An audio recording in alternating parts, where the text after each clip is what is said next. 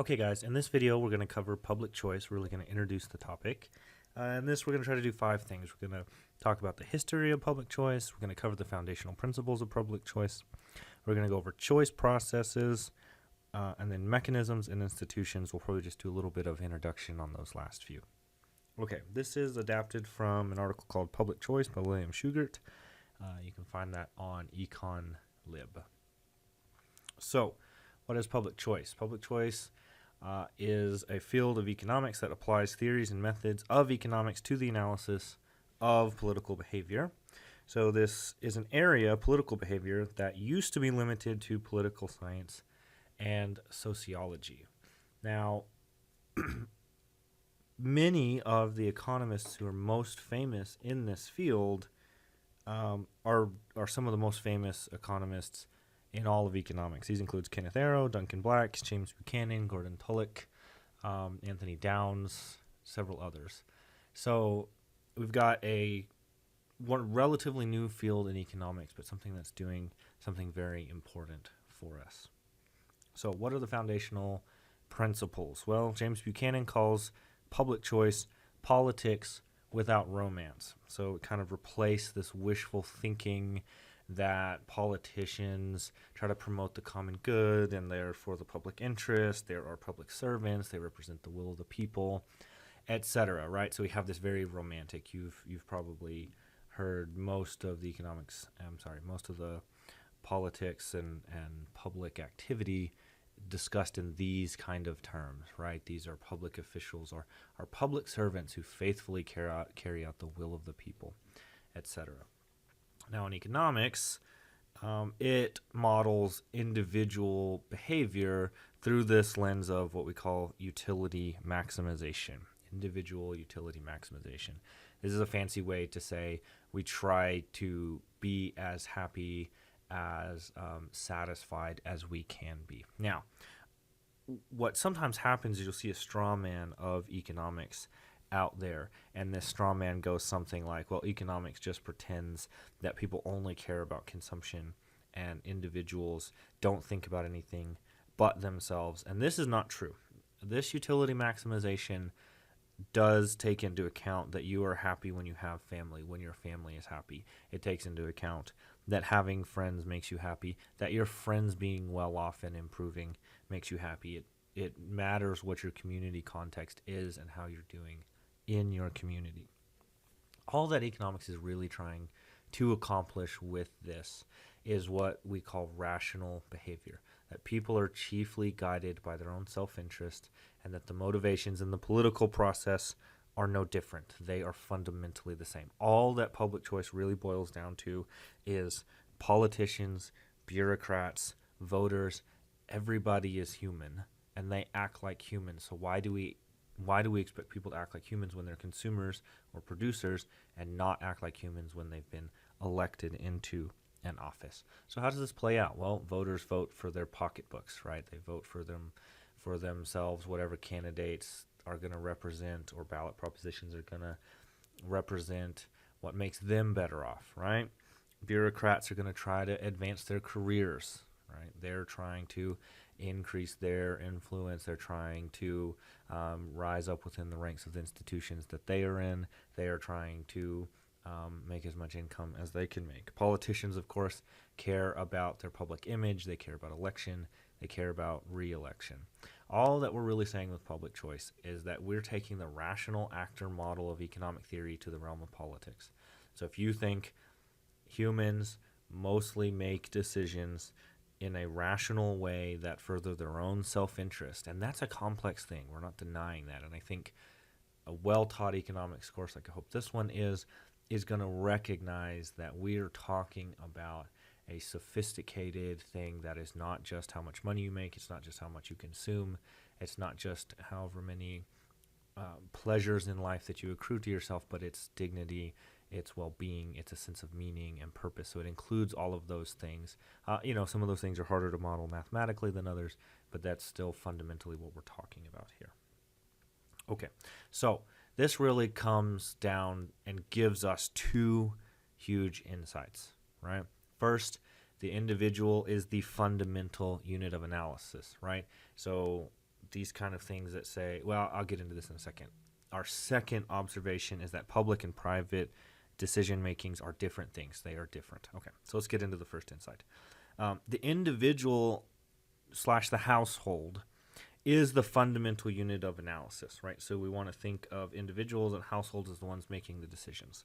So what we really want to be careful to reject is these supposed organic, non-individual decision-making units, things that we would scare quotes, the people, the community, society. Groups don't make decisions. Only individuals do. Do groups influence decisions? Absolutely. That goes into your utility maximization as well as anything, right? So the real question then is, how is it do we model the ways diverse and conflicting preferences among self-interested individuals get expressed, and what happens when those decisions then sort of come together to give us a collective decision? So they don't happen collectively, but they come together to give us collective decision makings. Now, the bottom line takeaway is that individuals are the only ones that can make decisions. I mean, this is just obvious. If you run into somebody that's arguing somehow decisions don't come down to the individual, and you just have to question how that person is even conceptualizing of humans, right? It's obvious. But what this gives us is a really important lesson in economics of this idea of society is emergent. So markets are an emergent process. An emergent process means it's not designed by humans, but it comes about of human decisions. Language is emergent. Nobody sat down and designed languages. Well, I guess there are examples of designed languages. So if you're a Tolkien fan, Lord of the Rings, right? This is all born out of his love for language and designing his own language. But the language that I'm using now, the language that you're speaking, if you're multilingual, you have access to multiple language. None of those languages are top-down, centrally designed, right? They emerge, right? We have words in our language now that don't even make sense 10 years ago, right? What's a TikTok? And so language is a process of human decisions. We don't deny that humans are involved in this, but no one human or no one group of humans sat down and designed it. It is emergent. And so we want to be able to capture that by understanding that we want to use analysis at the individual level. The second lesson is that public and private choice processes differ, not because the motivations of actors are different, but because of the differences in the incentives and constraints. So we want to think about the way that we are making decisions as economic actors. It's going to be as we react to our incentives. Why do I show up to work? Well, I'm paid, and I earn a living for my family, and I get the respect due my position in the workforce that I'm in, etc. And again, I do that against the constraints. I have to sleep and I have to eat. I have to do other things that make my life worth living.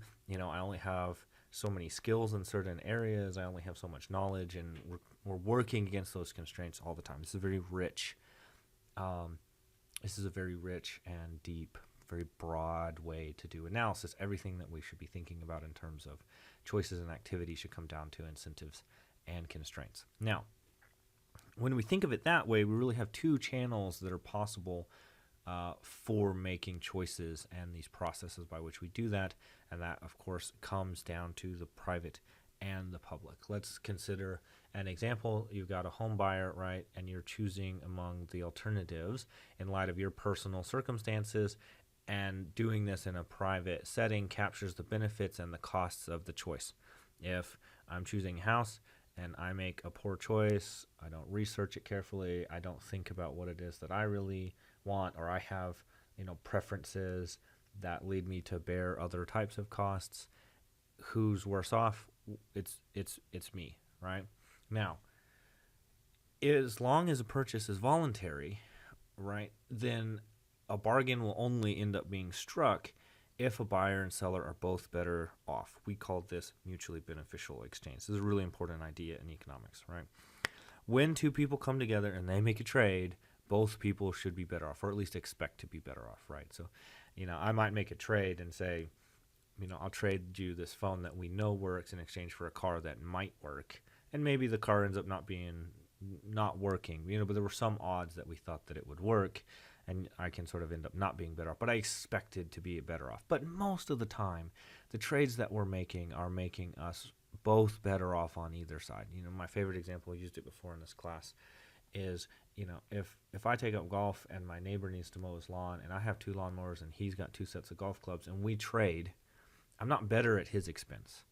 He's not better at my expense, right? Now I have clubs.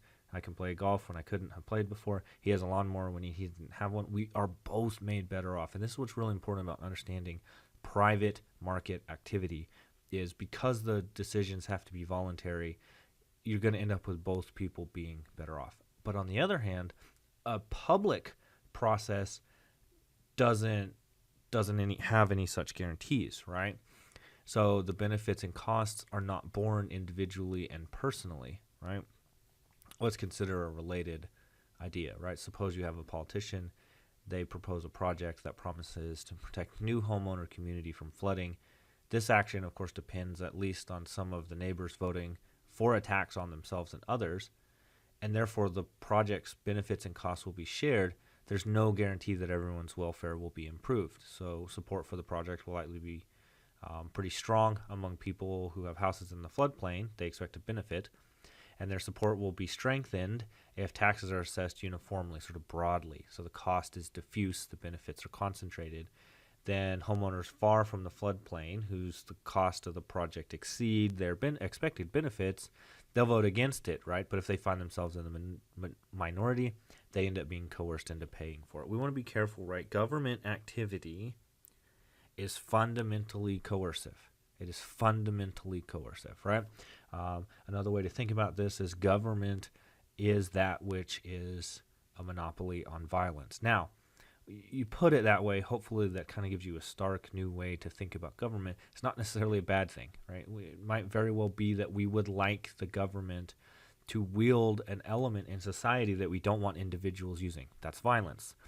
But how it is that gets used, then we need to think carefully about what we're doing with government. If we're funding insurance on floodplains for homeowners, you've got to understand that you're not doing that a mutually beneficial exchange. You're doing that from a position where the government is a monopoly on violence. And this is a good thing in the case of punishment of crime and waging war. It's a very bad thing when we get involved into things that markets should be involved in. The only way that you can have a situation where you don't end up with, where you can guarantee that everyone will be better off, or really at least some people won't be worse off, is if you go with unanimous consent. Unanimous consent is the only way to get this. I think you'd be hard-pressed to think of too many examples of unanimous consent actually being used in real political processes. The bottom line here, then, is that these choice processes that are public, the majority imposes its preferences on the minority. Okay. Let's turn to mechanisms and public choice. Okay. So, first thing that we want to talk about is voting. I'm going to be a little bit careful because we're going to get into voting later on. But there's been several famous economists, most famously among them is Kenneth Arrow and his impossibility theorem, that highlights this idea that voting among 3 or more candidates or alternatives, actually may fail to select even the majority's most preferred outcome because of things like voting cycles that don't produce any clear winner. Okay, this is Arrow's impossibility theorem. Maybe we'll do a big section on this later on in the class.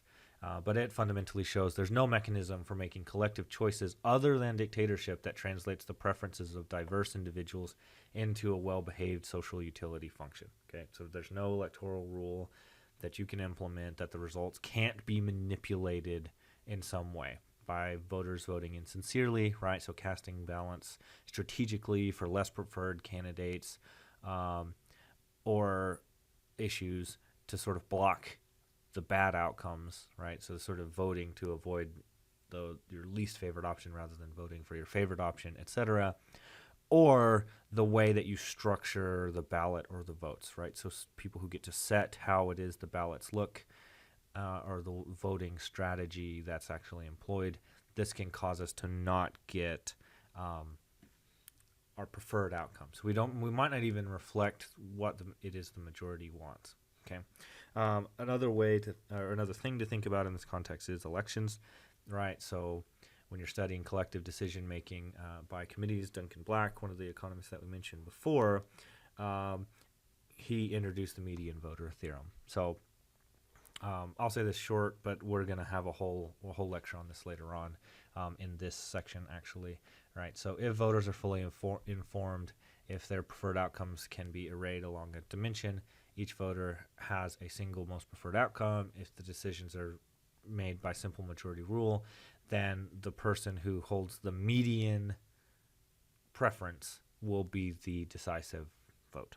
So, okay, that probably doesn't make a lot of sense, but we'll have introduced it in this context, and we'll get into that a bunch in one of these next couple lectures.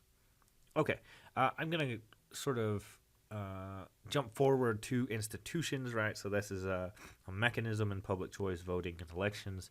Let's think about institutions. So how about legislatures? Okay, so most political decisions are not really made by direct democracy, but actually by representative government, right? And these are what we think of as legislatures, right? And so there's a lot of factors at play here. Most constituencies are geographically based, so legislative office holders have strong incentives to support programs and policies that provide benefits to the voters in their districts, no matter how irresponsible those programs and policies are from a national perspective. We call these things, like, you've heard of pork barrel projects, right? So they gain a representative endorsement because they help those districts, but they're financed by taxpayers in general. So if we're here in the Texas Panhandle, we want our representatives to get us pork barrel projects that'll support various projects that are going to bring economic work and jobs to us, but the whole nation is paying for those, right? Of course, the problem with this is that this actually caters to the interests of the minority at the expense of the majority, right? So the logic of collective action sort of cuts both ways in terms of damaging society.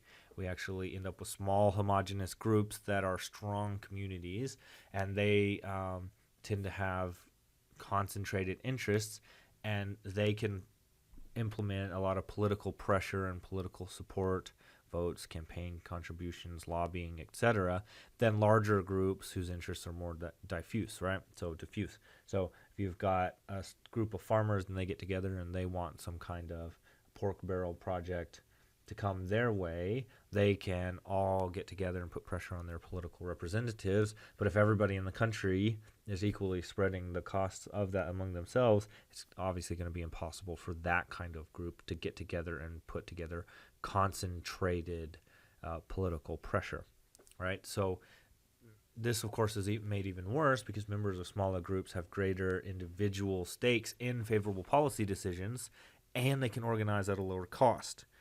Right, they can organize at a lower cost, so they can more successfully control free riding into their groups. They can organize together more easily. Large groups, of course, it's very difficult and costly to organize, right? And they have relatively small costs, right? Maybe it's not worth the trouble of trying to organize a very large group if you're paying a small tax across a great many people that's going then into a pork barrel project that's benefiting a small number of people quite a lot. Okay.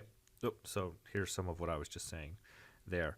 But I want to turn to this idea that when it comes that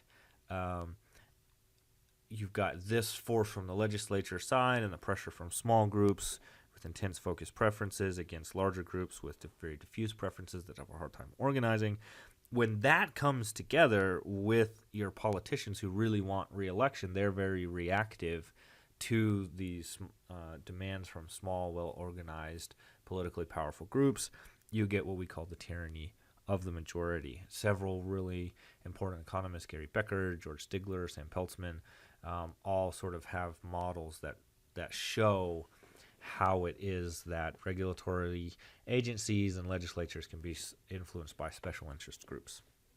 Okay, let's turn to sort of the logic of this kind of thing, logic of how legislatures end up working in collective action, right? This explains how we end up with things like farming subsidies and why textile manufacturers have managed to get trade barriers in place to prevent competitors from being able to trade from outside of the country, right? If you vote on these things separately, there's no way a legislature is going to be able to enact these special interest measures because people are going to vote against them. And so we get what we call log rolling.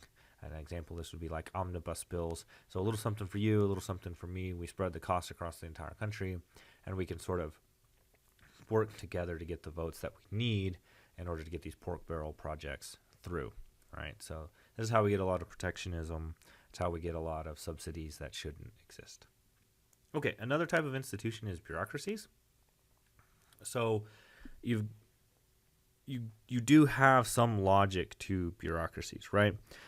Legislatures have tasks. They want to get things done. You pass a law. If you don't have any mechanism for actually implementing what the law passed, nothing happens. So you do need bureaucracies if you're going to have this actual functioning arm of the government. And bureaucracies have this benefit of these classic economic ideas: specialization, division of labor. You don't want your legislatures trying to both be lawmakers and carrying out what it is that they are responsible for implementing. So you get these policy initiatives causing various departments and agencies staffed by bureaucrats to come along, and then they, in theory, can do these things more efficiently, right? So what happens when you do this, right? You get bureaucrats that are appointed to these positions rather than elected. They stay there for a long time. Early models of bureaucracy come in. We call these the early models, the budget model, right? And so we say these agents and agencies, they use this information, they use their expertise, they have really specific legislative programs that they can hone in on, and they know more about than anyone else. And so they extract the largest possible budget they can from their relatively uninformed, non-expert legislators that are sort of making these budgetary decisions, right? So what do bureaucracies and bureaucrats want? They want the biggest possible budget that they can get, right? More funding translated into more administrative discretion, more opportunities for promotion, greater prestige, higher pay, all the things that you would expect bureaucrats would want for their particular organization. However, a sort of more recent model has come up in response to this. It's called the congressional dominance model of bureaucracy. So in that model, government bureaus are not free to pursue their own agendas.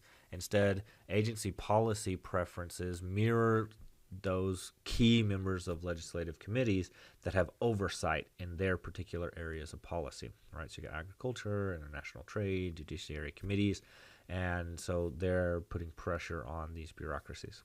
Okay, so how do oversight committees translate into constraint? Well, they do this by constraining bureaucratic discretion, exercising their powers to confirm political appointees into senior agency positions. You mark up your budget request, you hold public hearings, etc. So there's some evidence that shows bureaucratic policy making is sensitive to changes in the oversight committee. It's hard to say what sort of the net is here. I think probably most people still kind of hold that the earlier model has relative strength, but you do want to think about the kind of forces at play in the second model. Okay, so what are our big lessons of public choice? One of the upshots of everything that we've talked about here is that changing the identity of office holders is not going to produce major policy changes, right?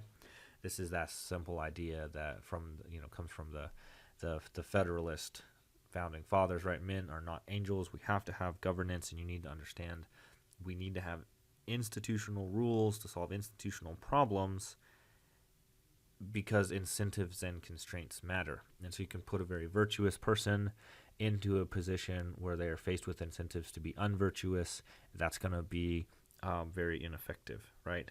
That's going to be very ineffective. So, the sort of neat way to say this is institutional problems demand institutional solutions, right?